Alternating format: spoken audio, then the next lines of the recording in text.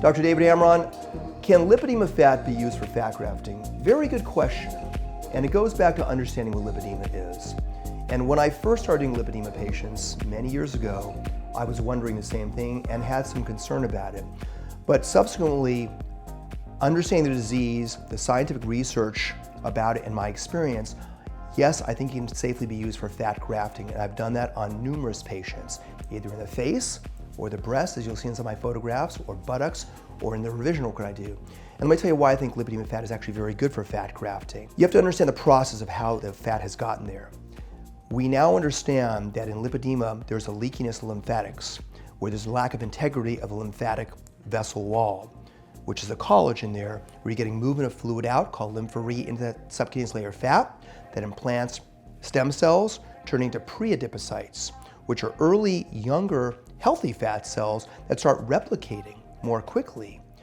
And those cells then start to die off by something called hydrophic degeneration, and you get inflammation with macrophages, and that sets in place fibrosis. So now why can those cells be used? Even Todd Malin, who's in Arizona, that does a lot of stem cell stuff, understands this. And we talked about this a while ago. Those cells are actually very good cells for fat grafting because they're young, healthy fat cells. The problem is not primarily in the fat cells. The problem goes back to the leakiness of lymphatics, which is a defect in collagen. So one of my predictions is that we will eventually find the lipedema is a collagen disorder. It's genetically inherited, autosomal dominant pattern. You pick up the gene from either mother or father's side. That leads to a defect in collagen. You have lymphuria, which is defective collagen and lymphatics. Easy bruisability, fragility of capillary walls, again, collagen. Ehlers-Danlos, hypermobility of skin and joints, back to collagen.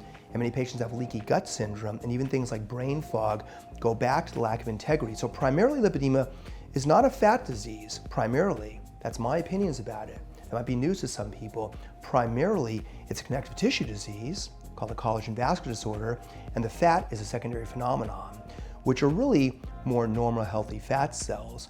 They're just surrounded by a lot more fibrosis and fibrotic tissue in some patients. So yes, when the fat is prepared for fat transfer, that has to be dealt with and purified in a way where you're getting rid of the fibrous tissue and you're getting the more pure, healthy fat cells for fat transfer. I have extensive experience with fat transfer with lipedema patients' fat, and I have never had a problem. It's always been a very good result, and actually an excellent result with fat transfer using lipedema fat.